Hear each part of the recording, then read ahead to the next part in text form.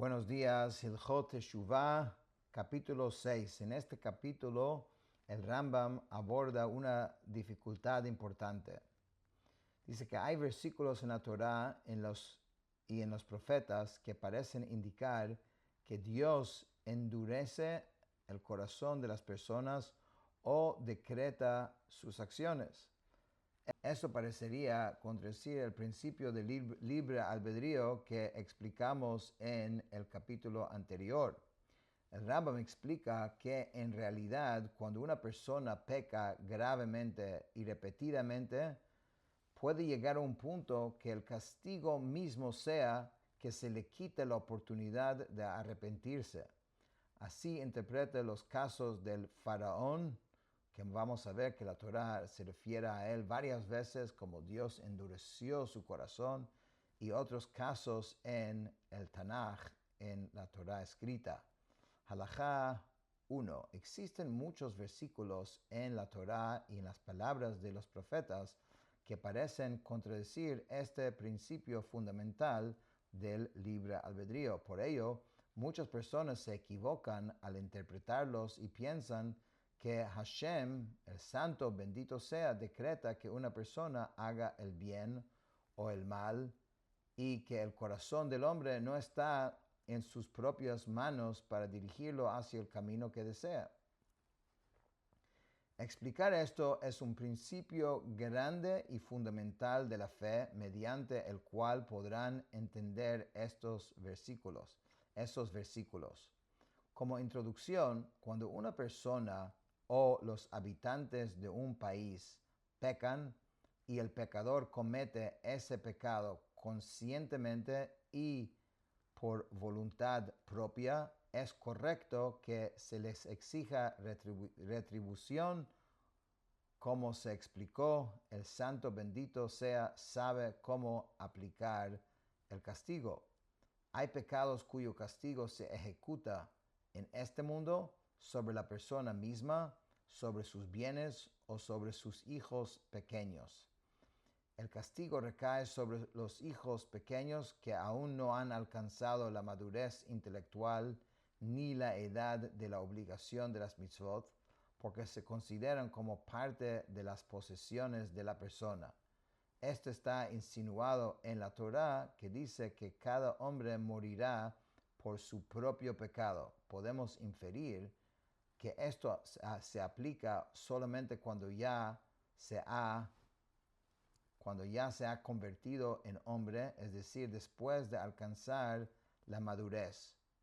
Hay otros pecados cuyo castigo se ejecuta únicamente en el mundo venidero, sin que el transgresor sufra daño en este mundo. Y hay pecados cuyo castigo se ejecuta tanto en este mundo como en el mundo venidero.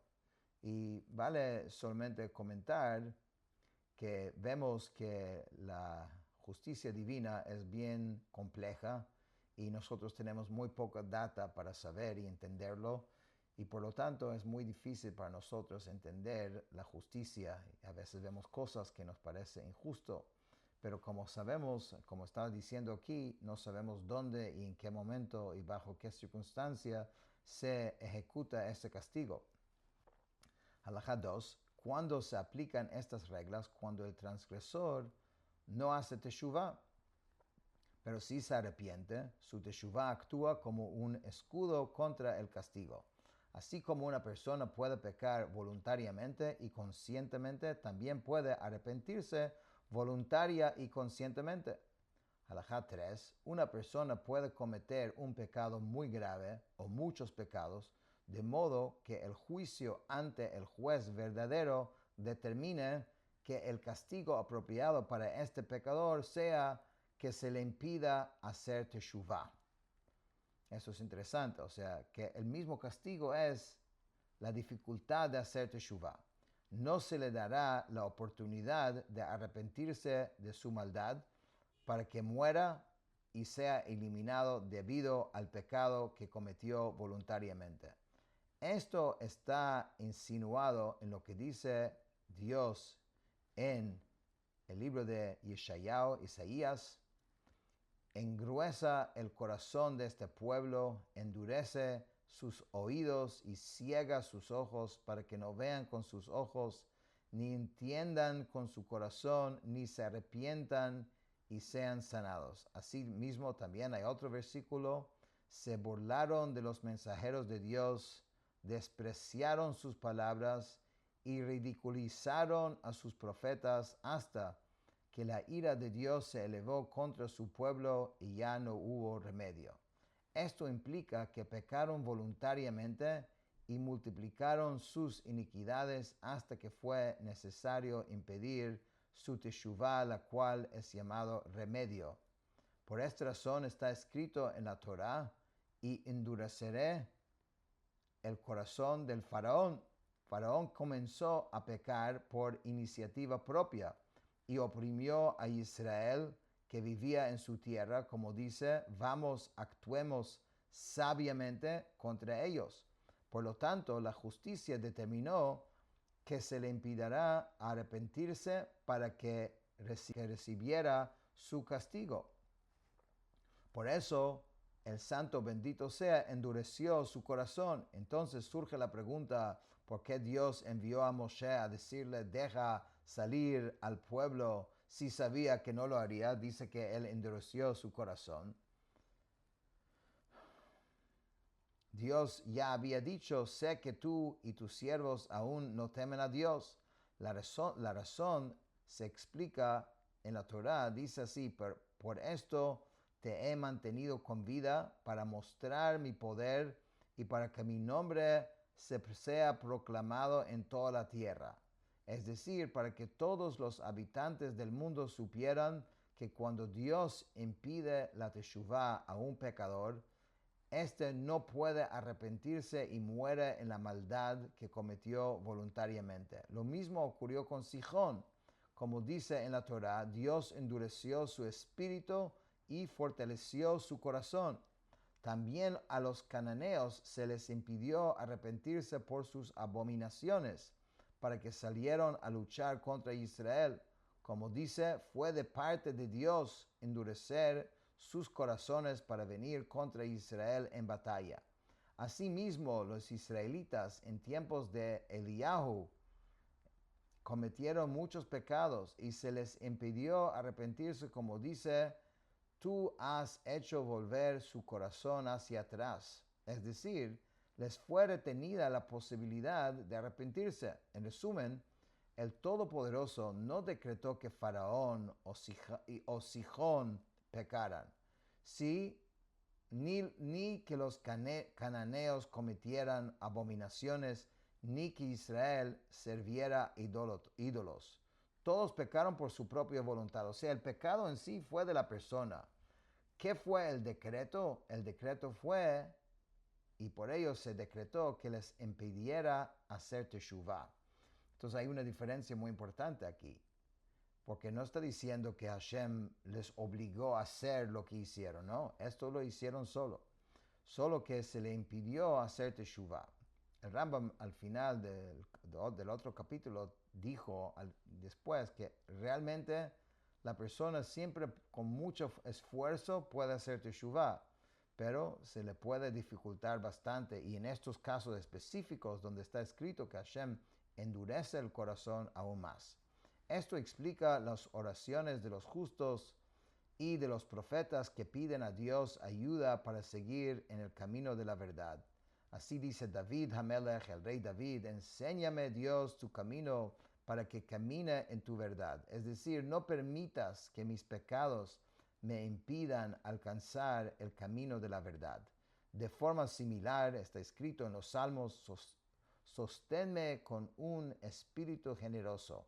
Es decir, que mi espíritu esté dispuesto a cumplir tu voluntad y que mis pecados no me impidan arrepentirme. Más bien, deja la elección en mis manos hasta que yo me arrepienta y comprenda el camino de la verdad. De esta manera deben entenderse todos los versículos similares. Y esto realmente es algo que uno ve. También en la actualidad se ve a veces personas que insisten en un camino malo, aun cuando todas las indicaciones demuestran que lo puede llevar a la destrucción, siguen en ese camino. Y eso es un castigo en sí, la dificultad de darse cuenta de que estamos en un mal camino. Halajá 5, ¿qué significa lo que dijo David en los Salmos? Dios es bueno y recto, y por eso instruye a los pecadores en el camino, guía a los humildes en la justicia y enseña a los humildes su camino. Significa que Dios envía profetas para enseñar el camino de Dios y animar a las personas a hacer teshuvá. Además, implica que Dios les concedió la capacidad de aprender y comprender. Esta cualidad existe en todos los seres humanos. Cuando una persona sigue el camino de la sabiduría y la justicia, desea esas cosas y las busca. Esto está insinuado en el dicho de los sabios: quien viene a purificarse, recibe ayuda. Es decir, recibe asistencia para lograrlo. Sin embargo, surge la pregunta: en la Torá está escrito, los esclavizarán y los oprimirán. O sea, a Abraham vino a nuestro patriarca muchos años antes que los judíos estuvieron en Egipto.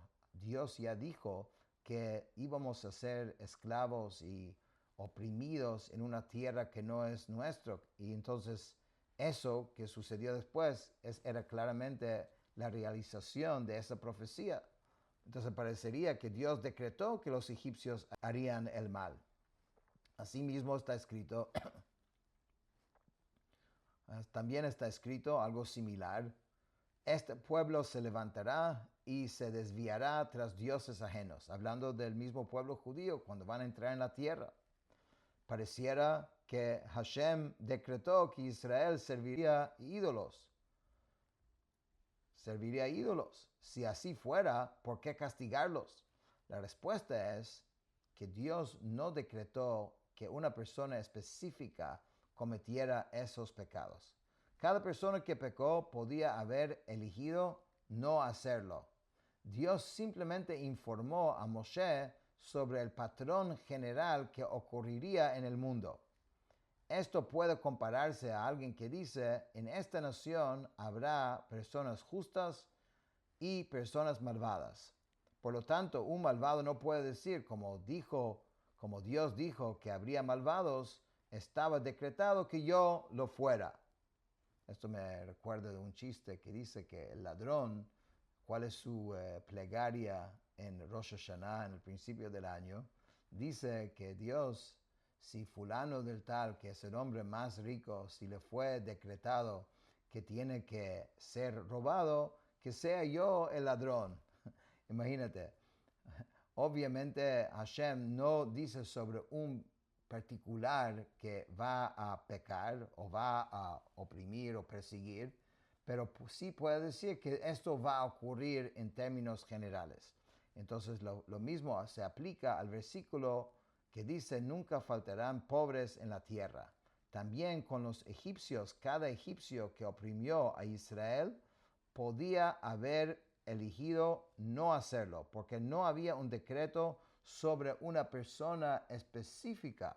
Dios simplemente informó a Abraham que sus descendientes serían esclavizados en una tierra ajena. Como ya explicamos, el ser humano no puede comprender cómo Dios conoce el futuro, pero como explicó antes, eso de ninguna manera significa que no tenemos libre albedrío, porque el libre albedrío es una base de la creencia y de la fe judía. Con esto terminamos el capítulo 6.